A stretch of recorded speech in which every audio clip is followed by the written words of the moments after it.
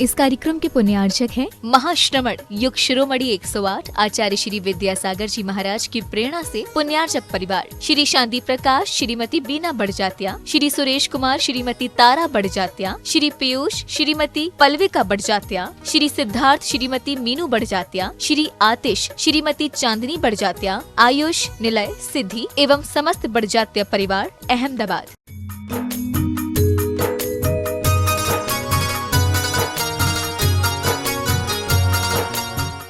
राजेश जी से निवेदन है, पूजन प्रारंभ करें। आचार्य श्री जी के चरणों में हम झुका रहे अपना माथा, जिनके जीवन की हर चर्या बन पड़ी स्वयं ही नवगाथा। जैनागम का वह सुधा कलश जो बिखराते हैं गली गली, जिनके दर्शन को पा करके खिलती मुरझाई हृदय कली। ओम ह्रीम श्री 108 आचार्य विद्यासागर मनिंद्राय अत्र अवतरोतर शंभो सठावानन जय हो जय हो जय हो। अत्र तिष्ठिष्ठं स्थापनम जय हो जय हो जय हो। अत्र मम सन्नितो भव सत् सन्निधिकरणम परिपुष्पांजलम छिपामि। सांसारिक वसियों में पढ़ कर मैंने अपने को भरमाया, इस राग देश की वैतरणी से अब तक पार नहीं पाया। तब ज्ञान सिंधु के जलकण से बहुकाल सुधोने आया हूँ। आना जाना मिट जाए मेरा यह बंद काटने आया। ओम श्री 108 आचार्य विद्यासागर मनिंद्राय जन्म जरा मृत्यु विनाशनाय जलम में पार्वती। क्रोध अनल में जल जल कर अपना सर्वस्व लुटाया, निज शांत स्वरूप न जान सका जीवन भर इसे लुटाया है। चंदन सम शीतलता पाने अब शरण आपकी आया हूँ। संसार ताप मिट जाए मेरा चंदन वंदन को लाया। ओम ह्रीम श्री 108 आचार्य विद्यासागर मनिंद्र संसार ताप विनाशनाय चंदनम में पार्वती। जड़ को ना मैंने जड़ समझा, नहीं अक्षय निधि को पहचाना। अपने तो केवल सपने थे ब्रह्म और जगत का भटकाना। चरणों में अर्पित अक्षत है, अक्षय पद मुझको मिल जाए। तब ज्ञान अरुण की किरणों से यह हृदय कमल भी। ओम श्री 108 आचार्य विद्यासागर महेंद्र अक्षर प्राप्त इन विषय भोग की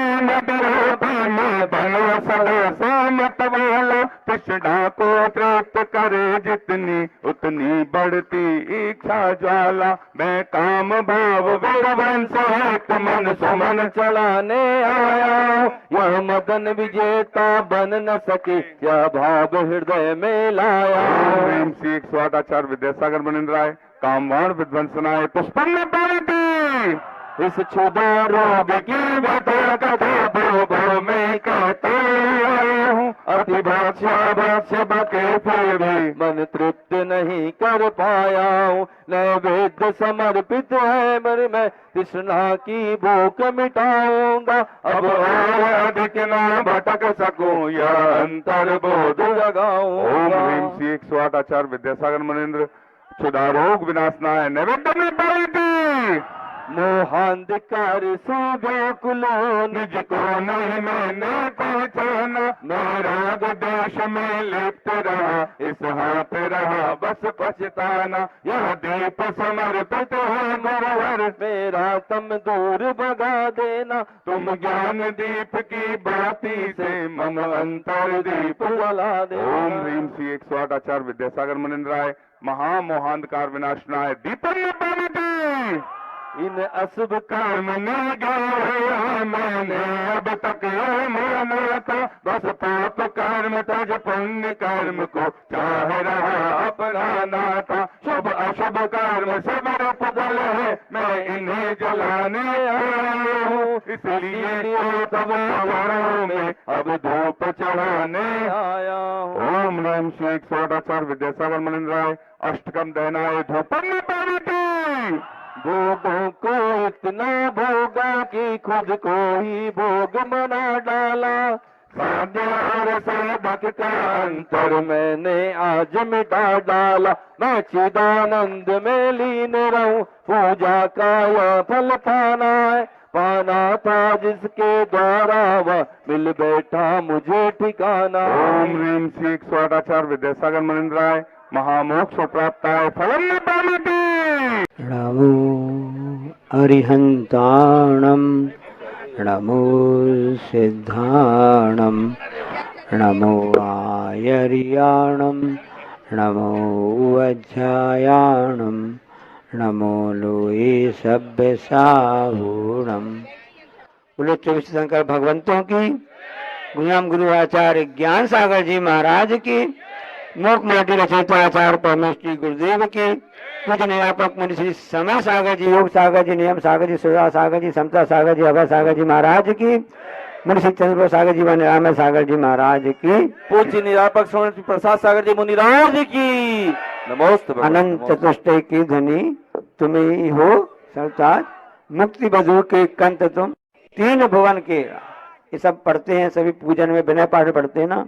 तो हे भगवान, आपने अनंत चतुष्टय प्राप्त किया और मुक्ति बधू को आपने अंगीकार किया है। क्यों किया है, किस लिए किया है, इस पर विचार किया जावे तो भगवान आपने मोह और युग दोनों से अपने आप को ऊपर उठा लिया है। आपने मोह को पछाड़ दिया है और योग निरोध करके आपने ऐसे अनंत चतुष्टय को प्राप्त कर लिया है। इस तरह आप जिन बन गए हैं। एक बार किसी ने पूछा आचार्य से, आचार्य महाराज जी, जिन और जन में क्या अंतर है? हम सभी जो बैठे ना, जन लोग, जन संपर्क से बचना चाहिए, जन संपर्क करना चाहिए। जब चुनाव आते ना, कहाँ गए भाई? अरे हम भैया, हमारे रिश्तेदार खड़े हुए हैं चुनाव में, तो हमको जाना है। किस लिए जाना है? जन संपर्क के लिए जाना है। जन मतलब आम आदमी, सभी आदमी को जन बोलते हैं, और भगवान में क्या बोलते हैं? जिन बोलते हैं। तो प्रश्न हुआ कि जिन और जन में क्या अंतर है? एक लाइन में आचार्य महाराज जी कुशल है बताने के लिए, उनकी शब्दों की माया जाल, शब्दों के जादूगर हैं, इस हिसाब से वह वाक्य विन्यास करते हैं। तो जिन और जन में क्या अंतर है पूछा गया, तो आचार्य जी ने बहुत ही अच्छा उत्तर दिया। ध्यान सुनना आप सभी लोग, कि जो वैभव के ऊपर बैठा है, जो वैभव के ऊपर बैठा है वो जिन कहलाते हैं, और जो जिनके ऊपर वैभव बैठा है वो जन हम सब कहलाते हैं। इसलिए जिन क्यों बने, अनंत चतुष्टय क्यों प्राप्त किया उन्होंने? क्योंकि उन्होंने मोह को समाप्त कर दिया और वह जाकर के वैभव के ऊपर जाकर बैठे। इसलिए तीर्थंकर भगवान जो होते हैं कभी सिंहासन बैठते हैं, सिंहासन 4 अंगुल ऊपर बैठते हैं, और उसी रास्ते में आचार्य महाराज जी दिगंबर साधु चलते रहते हैं। इसलिए पूछा गया कि क्या अंतर है भाई? इसमें पूछा गया तो उन्होंने बोला, एक रोटी के पीछे भागता है और एक के पीछे। अपोलो आप जहाँ बैठे हुए हैं ना, भारत देश का एक सैटेलाइट उपग्रह का नाम भी है। सब जानते हो उपग्रह का क्या काम होता है? उपग्रह जब तक यहाँ रहेगा, किसके अंडर में रहेगा? गुरुत्वाकर्षण के अंडर में रहेगा, तब तक वो काम नहीं करेगा। जैसे आप ग्रेविटी बोलते हैं ना, गुरुत्वाकर्षण होता है। तो उपग्रह जो होता है उसके कार्य करने के लिए आवश्यक है कि वह गुरुत्वाकर्षण की पटरी से बाहर हो जाए, क्योंकि पृथ्वी में आकर्षण की क्षमता होती है, गुरुत्वाकर्षण होती है। न्यूटन ने नियम दिया होगा आपने ना। एक बार वह लेटा हुआ था एक पेड़ के नीचे, तो उसने देखा कि एक सेब फल नीचे गिरा। तो वह सोचते कि सेब फल नीचे ही क्यों गिरा, ऊपर क्यों नहीं गया, वहां किसका कारण क्या है? तो उसने खोज की, फिर से बताया कि गुरुत्वाकर्षण होता है कि उसमें एक शक्ति होती है जो प्रत्येक वस्तु को खींचता है, अपने ऊपर नीचे खींचता है। इसको बोलते हैं गुरुत्वाकर्षण, गुरु का आकर्षण। यहाँ तक आप लोग बाहर आ गए। आचार्य सोच रहे थे कि बाहर बाहर रास्ते से जाएंगे, समाज भीड़ भाड़ नहीं मिलेगी। गुरु का इतना आकर्षण है कि पूरी भिलाई दुर्ग नहीं। तो अपोलो जो उपग्रह सैटेलाइट है ना, उसने कब काम करना चालू किया? जब वह इन सब आकर्षण से दूर हो गया। दिगंबर साधु गुरु जो महाराज जी होते हैं, भलाई आप लोग उनके आगे से चले आए, वो किसी के सगे नहीं है, किसी का आकर्षण उनको आकर्षित नहीं कर सकता है। एकमात्र जिन भगवान जिनेंद्र भगवान ही होते हैं, गुरु उनके गुरु होते हैं, आचार्य गुरु होते हैं, सब उनका उन्हीं से संबंध, उन्हीं से आकर्षण होता है, उसके अलावा किसी से आकर्षण नहीं होता है। तो फिर महाराज जी हम लोग आए क्यों? नहीं, आपको आना पड़ेगा, गुरु का आकर्षण आपको बना रहेगा, यही आपको गुरुत्वाकर्षण से बाहर ले जाएगा। सैटेलाइट ऊपर जाता ना तो उस परिधि में घूम रहा है, क्यों घूम रहा है? क्योंकि वो गुरुत्वाकर्षण से बाहर हो गया है। इसी प्रकार से जिनेंद्र भगवान जो होते हैं वो मोह रूपी आकर्षण से दूर हो गए हैं, तब कहीं जाकर सिद्ध में जाकर के विराजमान हो गए हैं। अब वो व्यक्ति सोचता है, वह क्या कर रहा है? वह उसने सोचा कि ऐसे दो मुनिराज आ रहे हैं आकाश मार्ग से, कैसे आ रहे हैं? उन्होंने देखा कि किस प्रकार से आ रहे हैं, तो उसने सोचा महाराज जी तो आ रहे हैं, अब क्या किया जा रहा है? उसको अपने श्रावक कर्तव्य याद हो गया था। उसने क्या कर्तव्य सुधारा? वह खड़ा हो गया, हे स्वामी नमोस्तु नमोस्तु नमोस्तु करने लगा अपने सब सामने। और उसके यहाँ पर दो मुनिराज जो आकाश मार्ग से आ रहे थे, ऋषिधारी मुनि महाराज जी थे, ऐसे उनके लिए आकाश चांडिद्धि वगैरह होगी, वो महाराज जी वहां पर पड़गान के लिए आ गए, उस छत में उतर गए और उसने बड़ी भक्ति भाव से पड़गान करके उनके लिए नमोस्तु नमोस्तु करके मन शुद्धि वचन शुद्धि काय शुद्धि करके आहार जल शुद्धि, हे महाराज हमारे भोजनशाला में प्रवेश कीजिए, इस ढंग से भावना करके निवेदन करके और अच्छे भक्ति भाव से उसने आहार करवा दिए। और उसके बाद में आहार के बाद में दो मुनिराज भी दोनों वापस चले गए। चाणक्य महाराज जी थे, इस सुबह की बात हो गई। कुछ घंटे बाद दोपहर को फिर उसने देखा कि अरे दो महाराज जी फिर से आ रहे हैं, वो भी ऋषिधारी। और वो भाग के प्रसन्न होने लगी और जैसे ही वो महाराज जी आए पड़गान करने लगी, ये सामने वस्तु। अब वो सोचती कि ये महाराज जी सुबह भी आए थे, फिर अभी फिर आ गए, दोपहर को फिर आ गए। हमने तो सुना था कि महाराज जी तो एक ही बार हार लेते हैं, कोई बात नहीं, होगा जैसा होगा, हम ज्यादा दिमाग नहीं लगाते हैं, है ना। More knowledge more confusion, no knowledge no confusion. आस्था श्रद्धा होती है, वो अपने आप श्रद्धा भक्ति से वाक होता है। जहाँ ज्ञान होता ना, जैसे हाईकोर्ट ने लिखा ना कि आस्था झेलती और ज्ञान चिल्लाता। एक ज्ञान का इंस्टीट्यूट है, इन्हें समझना कि हम उसका कह रहे हैं, आकर्षण की बात बता रहे हैं ना। तो उसने सोचा कि अब महाराज जी यहाँ, चलो मैं तो अपना कर्तव्य करूंगी चाहे कुछ भी हो जाए। उसने नमोस्तु नमोस्तु आहार जल शुद्ध पूरी भक्ति भाव से दो मुनिराज का उन्हें फिर से प्रदान करके उनको अच्छे से आहार करवा दिए। प्रसन्न हो गई, आज को मुझको चाह महाराज जी का लाभ मिल गया, यहाँ से 4 दिन में एक कभी नहीं मिल पा रहा है। बड़ी प्रसन्न हो गई और उस हिसाब से वह प्रसन्न होती रही। शाम को फिर उसने देखा, 2 घंटे बाद फिर दो महाराज जी आकाशगामी, जिनको रिद्धि थी ऐसे चाणिद्धि महाराज जी थे, पुनः आकाश से, अब पूरे तो नहीं आए यहाँ पर, ऐसा नहीं, चौथे काल की बात बता रहे हैं, क्योंकि आज के समय रिद्धियां नहीं होती हैं। और महाराज जी फिर आ गए। फिर उसने सोचा अरे महाराज जी सुबह भी आए थे, तो फिर से महाराज जी आ गए, कोई बात नहीं, नो नॉलेज नो कंफ्यूजन, अपना अपना कर्तव्य करो। और उसने पूरे भक्ति भाव से उनके लिए आहार करवाने के लिए पूरी प्रक्रिया सब की है। अब उसके बाद से आहार करवा लिए। अब वो सास वाले घर के लोग, परिवार के लोग भी होते हैं, वो कहने लगे क्यों भाई तुमने ऐसा क्यों किया, ऐसा क्यों आहार किया? नहीं, मैंने अपना कर्तव्य किया, मुझको तो भक्ति भाव थे। और जब मैं उनको आहार का, मुझको बहुत ज्यादा आनंद आ रहा था जब मैं महाराज जी को आहार दे रही थी, इतना आनंद, इतना हो रहा कि ऐसा लगता है जब मैं अपने साथ, मेरे कोई अंदर से मातृत्व प्रेम हो रहा था। जैसे एक बच्चे को माँ भोजन कराती है, दूध पिलाती है, ऐसे मन में मेरे भाव उमड़ रहे थे। ऐसा क्यों हो रहा था मुझे पता नहीं है, लेकिन मुझे तो आज मैंने बहुत ही बड़ा अच्छा काम किया, मुझे बहुत बड़ा पुण्य किया, मेरा अहोभाग्य था कि मुझको ऐसा दान, आहार दान करने का लाभ मिला है। अब शंका तो होती है, अब समाधान भी होना जरूरी होता है। फिर उन्होंने कहा चलो पूछते हैं, पास में अवधि ज्ञानी मुनि महाराज जी थे, उनसे जाके पूछा कि महाराज जी ऐसी ऐसी घटना घटी है, अब समझ में नहीं आ रहा, मैंने अपना काम तो कर लिया, अब सब लोग कह रहे हैं ऐसा क्यों किया, ऐसा क्यों किया, है कि नहीं? सब लोग की पर सुनना पड़ता है, दुनिया में रहना है, जन है तो जनना पड़ेगा। हम सब जन, सबकी सुनना पड़ता है, सबको सुनाना पड़ता है। जिन्हें भगवान ऐसे होते हैं किसी की सुनते नहीं है, अपनी आत्मा में ही हमेशा लगे रहते हैं। ये तो बाहर से कहने में आता है कि उनकी दिव्य ध्वनि खिली, अंतर में तो अपने आत्मा भाव अपने आत्मचिंतन में ही लीन रहते हैं। सफल उसी का है न जीवन जो तुमको अपनाता है, बीत राग सर्वज्ञ तेसी तू ही जग का त्राता है। ऐसे भगवान ने उनकी दिव्य ध्वनि में होता है। तो उन महाराज जी ने अवधि हनुमान से उन्होंने पूछा ऐसा कैसा क्या हुआ है। तब महाराज जी ने बहुत अच्छी बात कही। उन्होंने कहा हे साबिका, जो तुमको परगान मिला है ना, उस साहिब का नाम मालूम क्या था? उसका नाम था देवकी। उसका नाम क्या था? श्री कृष्ण की माँ। श्री कृष्ण के पहले उनके 6 भाई और हो गए थे जो जुड़वा हुए थे, उनके जोड़ थे।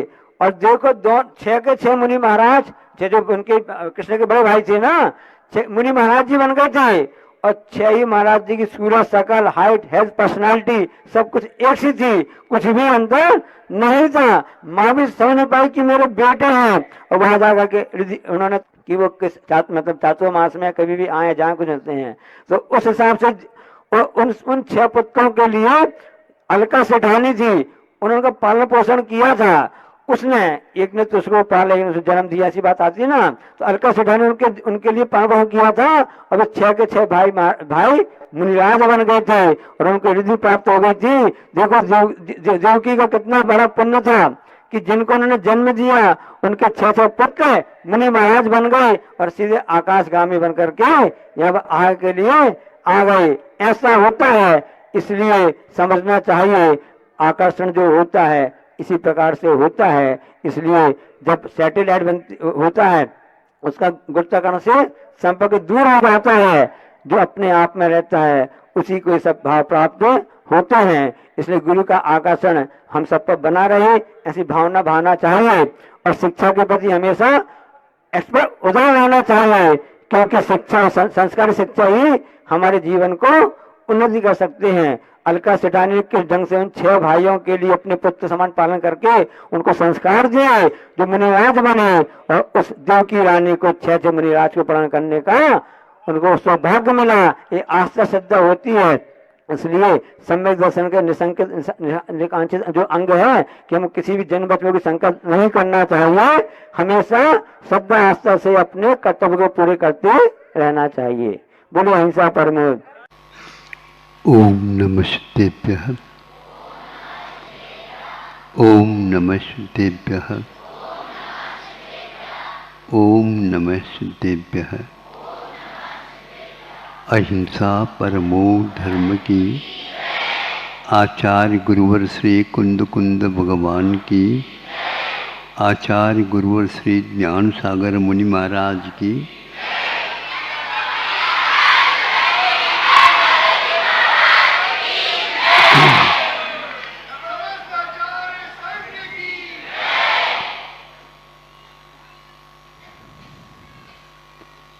आप लोगों ने सुना होगा या पढ़ा होगा अथवा किसी से विचार विमर्श जहाँ चल रहा हो वहाँ पर उनसे साक्षात्कार भी लिया होगा। वह वस्तु है अमृत धारा। अब इसमें क्या क्या मिलता है?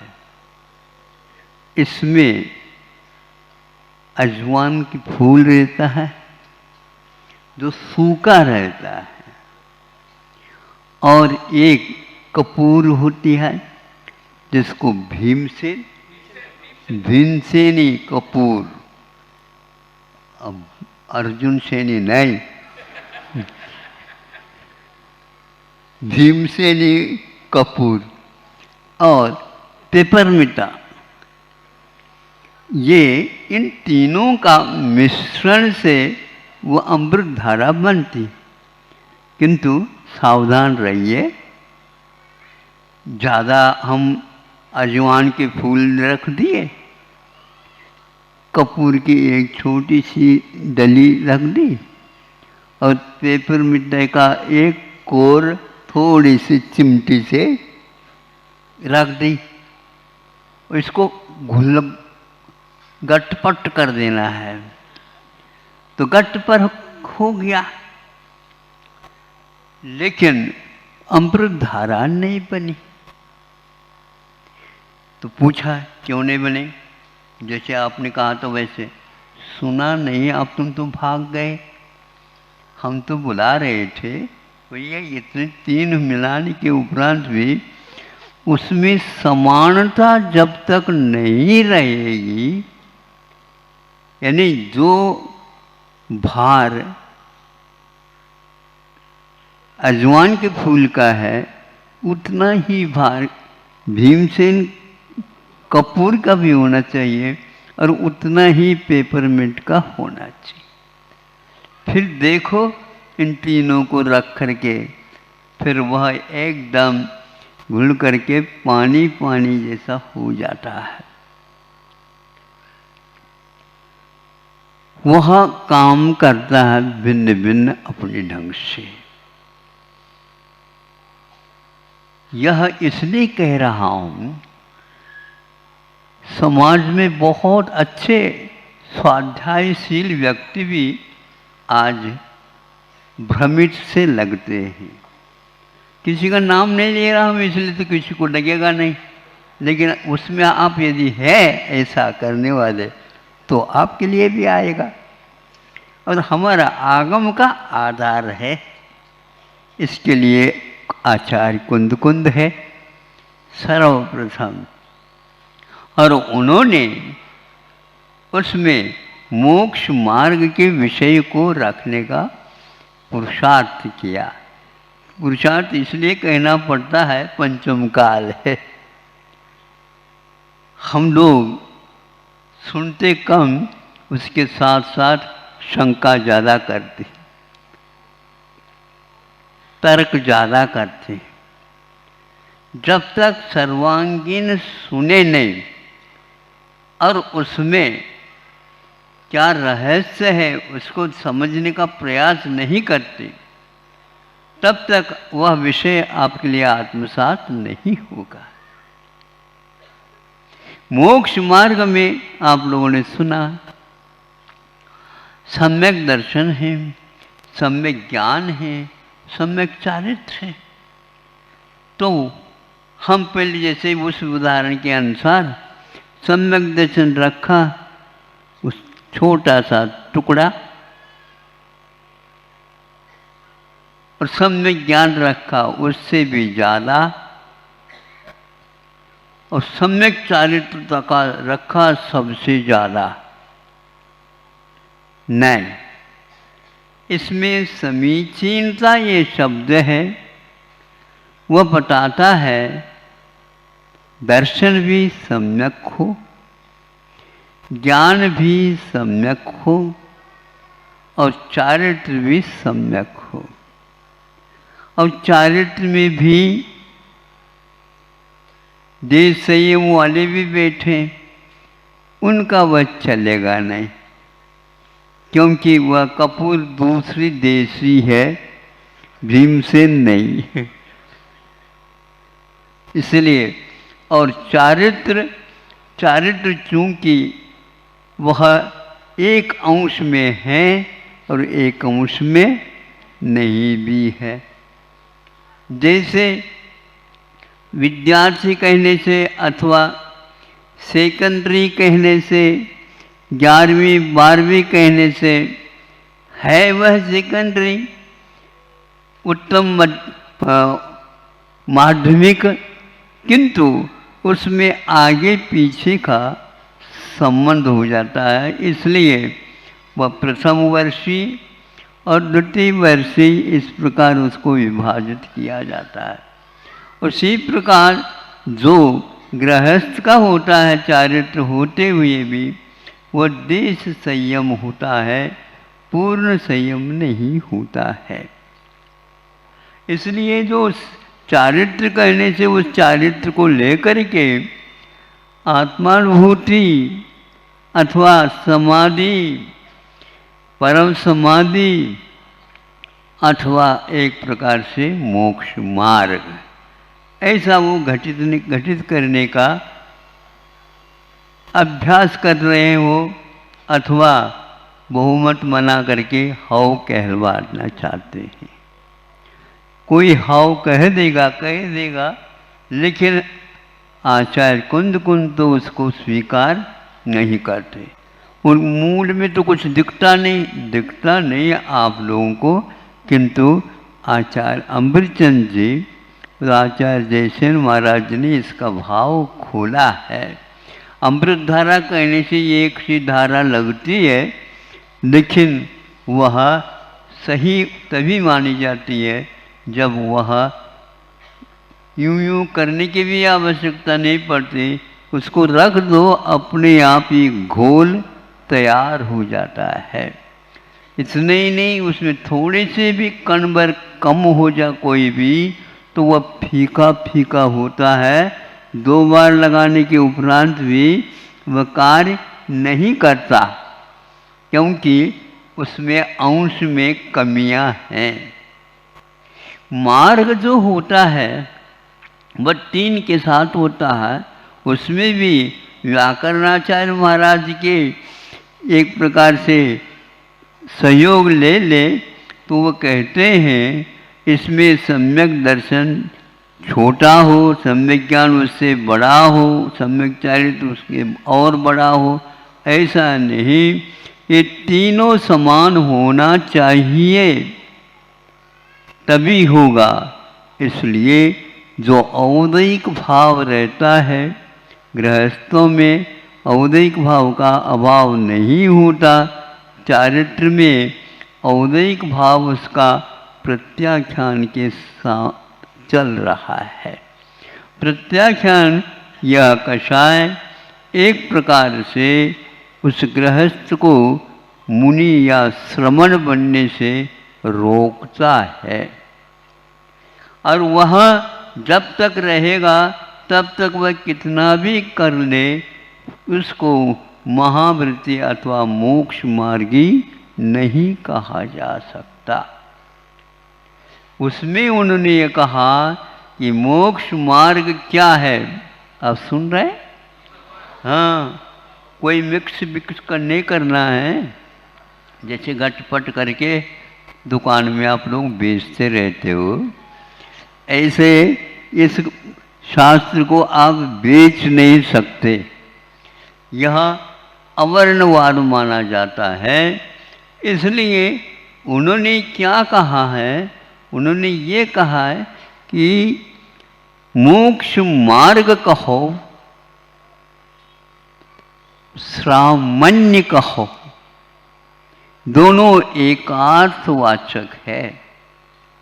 अमृत धारा कहो तो अजवान का फूल है, इस अपेक्षा से भी कहा जा सकता। और अथवा भीमसेन कपूर कहो, वो भी कहा जा सकता है। कपूर है इसमें, तो कपूर तो है ही, किंतु मुख्यता गौणता करना प्रासंगिक होता है। उसी प्रकार वह चारित्र की भी बात है। पेपरमिंट ये समान रूप से लाइए, तब वह अमृत धारा बनती है। तो सम्यक दर्शन, सम्यक ज्ञान, सम्यक चारित्र द्वंद्व समास के अनुसार समान है। इसलिए सम्यक दर्शन ज्ञान चारित्राणि मोक्ष मार्ग है कहा है। मोक्ष मार्ग है, यह एक वचन में है, एक नहीं वस्तु, किंतु एक वचन में मोक्ष मार्ग है। किंतु ये तीनों समान रूप से मिले हैं। गृहस्थ आश्रम में ये तीनों मिल नहीं सकते। आंशिक नहीं चाहिए, हमें समान तोल चाहिए। तो समान तोल तब बनता है अनंतानुबंधी का भी उदय ना हो, अप्रत्याख्यान का भी उदय ना हो, और प्रत्याख्यान का भी उदय ना हो, तब वह मोक्ष मार्ग कहो अथवा श्रामण्य कहो। इसलिए जो व्यक्ति चतुर्थादि गुण स्थान में मोक्ष मार्गी मानता है तो वह एक प्रकार से अवर्णवाद कर रहा है। उसको हम न ही समय सार कहेंगे और न ही हम अमृतचंद जी की ख्याति आत्मख्याति टीका कहेंगे और न ही जयसेन महाराज जी के अपेक्षा से वह तात्पर्य वृत्ति कहलाएगी। हिंदी में कहीं किसी ने लिखा हो तो हिंदी कार से आप बात करिए, किंतु इन तीनों के साथ उसको मिलाए ही नहीं।